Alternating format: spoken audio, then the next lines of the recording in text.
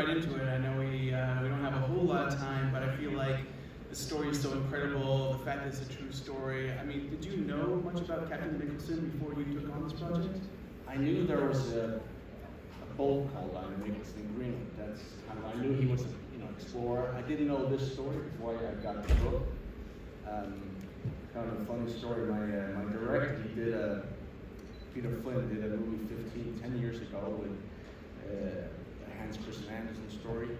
The set design was by our queen in Denmark. She does that kind of thing.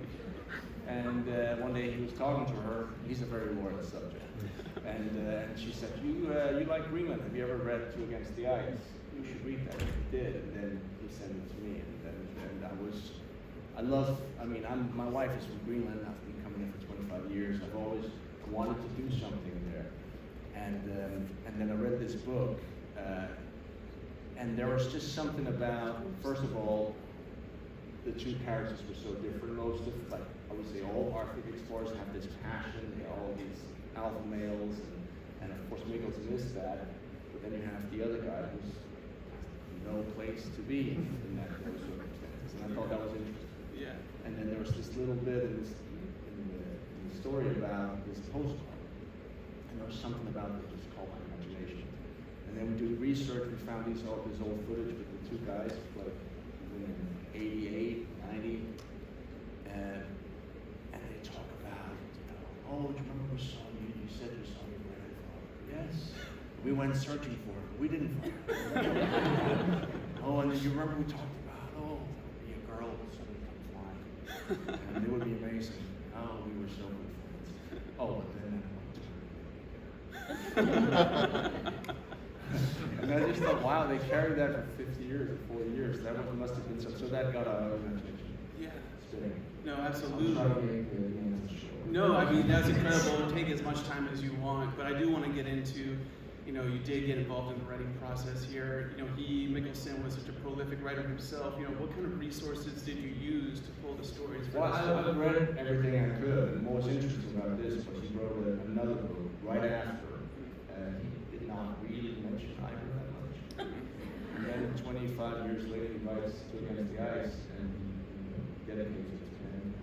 Too soon. It was a too soon moment. Yeah, and he was a proud man, and I think he wasn't ready to. We changed the age here in our movie. Of course, he's an older guy. In reality, he was 29 when he did this. But we liked the idea of the younger and the older. And one of his friends says, "You're too old for this. You're getting older." And he's like, "You won't have it." So we like to add that I could identify with. Yeah. Let's talk about locations because they're beautiful, and one of the things that your producer Baltasar Kornkorb did an amazing job in his films is bringing real people into real locations. That was also for both me and Peter, and when we were lucky to get Baltasar as the producer, we were very adamant that we wanted to shoot everything in camera, wanted to be on location. Also because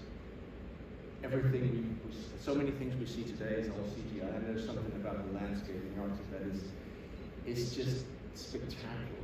There's no reason to do it CGI, and for the actors, I just know that I've done movies and all blue screen, and it's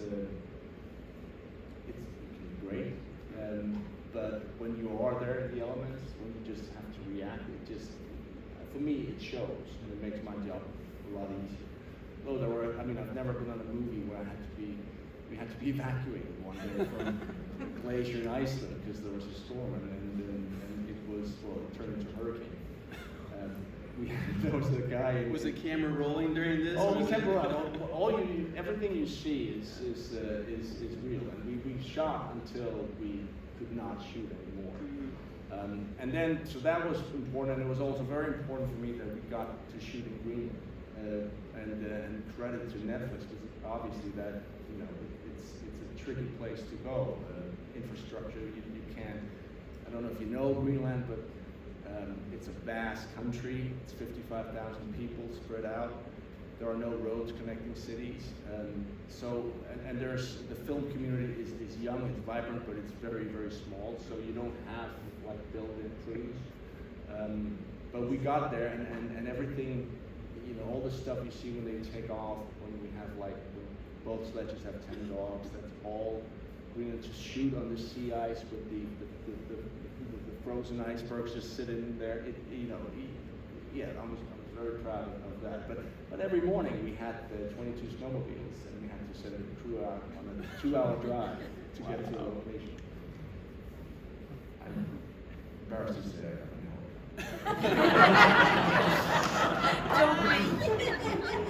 You earned it, man. It seems like you earned it out there. I mean, it is a true two-hander too. So let's talk about Joe Paul a little bit, and what it was like working with him, and how he arrived. I heard he came a little bit later. He came late to it. Yeah, it was tricky to find that guy, because one thing, you want to find a great actor, and we found him.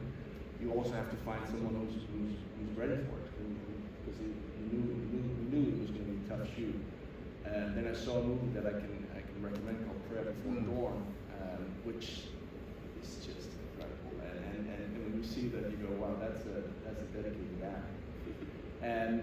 And he was a little worried in the beginning, because he didn't have. Usually he likes to prepare, spend a lot of time. He didn't have that luxury.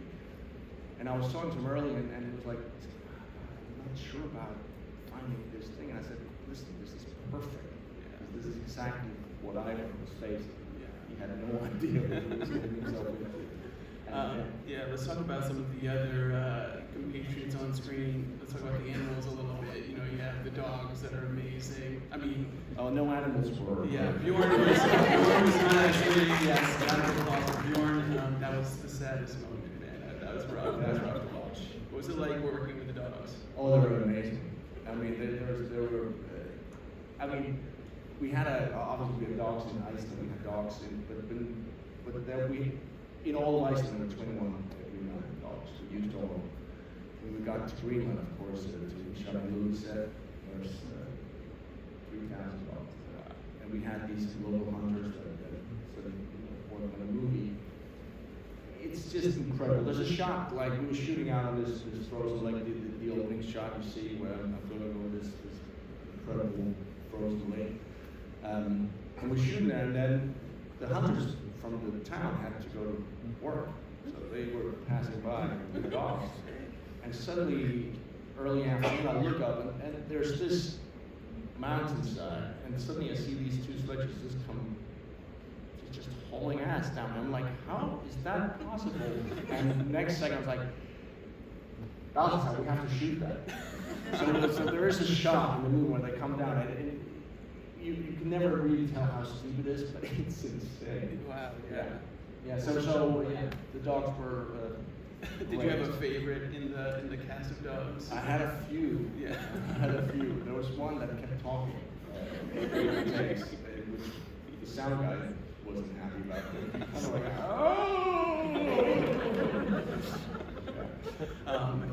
There's another animal that isn't actually there, but that was one thing that wasn't on camera. Actually, the director, the polar bear, he came to me and he was like, I thought he was joking at first. He said, I saw this old Max von Sydow movie, and there's a guy attacked by a polar bear. It's a real polar bear. I think we should get a real polar bear. I said, no, that's funny that you can't do this. No, I think I found a place in Svalbard. I'm like, no, I'm not. Well, instead we got something worse. We got an Olympian heavyweight judo champion of Iceland. He was a big, strong guy. So that thing when he's jerking, the bear is jerking me back and forth, he, that word and that. I let my head go. I wanted to look good. The camera was just like let it go, and I got a concussion. It looked ferocious. Who's gonna have a nightmare about a polar bear soon? And I feel like I don't know. Those moments are just absolutely insane. It was funny when we had an amazing screening in Greenland last week. I went up there, and again, credit to. I know we're in a Netflix theater, but I really have to give credit to them because I had a talk and I said, I know this is at an expense, but it's important for me to show the respect to Greenland and to the Greenlandic community. And it would be, I mean, if there's any way we can do a premiere there. And then they said, you're absolutely right, it's the right thing to do.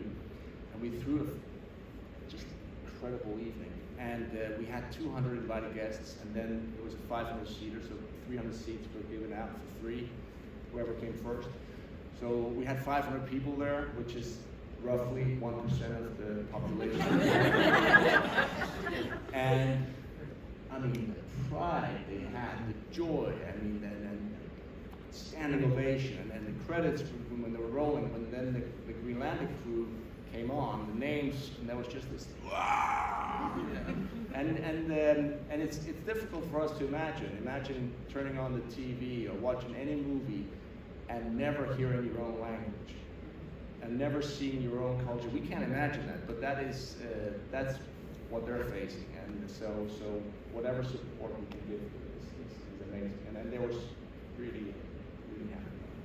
And I forgot what your question was. No, absolutely. You hit on everything, but I do want to get into the Greenland element of it, the fact that you're, bringing, these explorers at this time were doing these tremendous feats, marking new passageways, claiming land for their countries, and helping their countrymen out. What was it like for you to be able to bring this story more to a spotlight? What was the reception been from those communities? It's been amazing, and it is a tricky thing between Denmark and Greenland. And, this movie takes place when Greenland was a colony, we colonized, and we tried to be very. I mean, because the movie's not about that, but of course, when we cut back to Copenhagen, we're not showing the finance minister in the best light. And you kind of see that the arrogance and how he felt about it. But what was great was in Greenland, they were like really appreciating that. They didn't try to hide anything. And the interesting thing in Greenland, the story is well known. I mean, these guys are heroes. Bernlund, the explorer that is found and find, there's a monument to him. And of course, it's part of the identity, that whole thing about going out there with the dogs, and there is respect for that. And so as I said, my wife is an actor as well, and we have family there, and it's important for us to do as much as we can to support the indigenous. Amazing. And mentioning those Copenhagen scenes, you had a Game of Thrones co-star in the mix here too. Yeah. How'd that come to be? I wrote Charles and I said, I think I was an amazing lead part for you. And he said, oh, let me see, darling. And he called me and he said, oh, that's not I guess if I do it, it will be a little better. He was great. He was joking, and he was just wonderful. And everything I hoped that he would bring, that kind of the authority and that bite. Yeah. Do you want to tell more kinds of stories like this in the future? I mean, I know you have your production company, you're working on a lot of things. Yeah, but we have a bunch of, not like this, but we have some stories that we are very passionate about. Yeah. I mean, it's funny because I'm just so proud of this movie, and I've done there's just something about having been into the whole building of this movie from the beginning. It just means a lot more, and so definitely we're gonna do more. I love that, man. Well, I know I loved it. I know they loved it. And guys, you're gonna share it with friends. I didn't ask you to do me a favor. 30 years ago, Peter Flynn, the director, and me, myself, I was at the National Theatre School in Denmark. He was at the National Film School. We did a little short film together, and called Requiem. It's on YouTube, I think. We were young. I was 19. Yes, it was 32 years ago.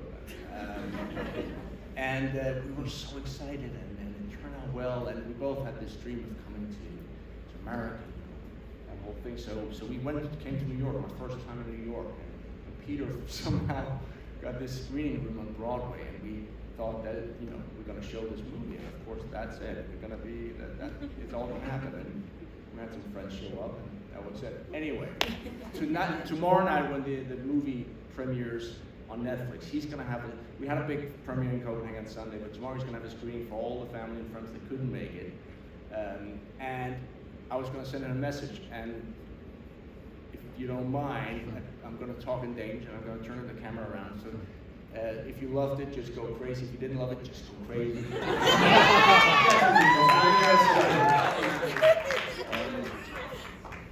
Because should we stand up? oh, that would be even better. Yeah, absolutely. Thank you.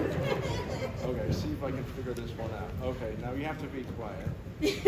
And when I turn around and say, I'm gonna let you know, it will be in Danish and then it will be in English. Okay. Yeah. Oh, wait, not yet. Hej Peter, hej til alle i Gentofte. Velkommen til premiere på Against the Ice. Jeg kan desværre ikke være der, jeg er i New York.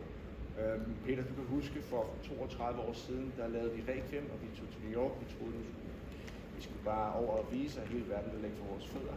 Vi havde en fantastisk tur. Det tog lidt længere tid.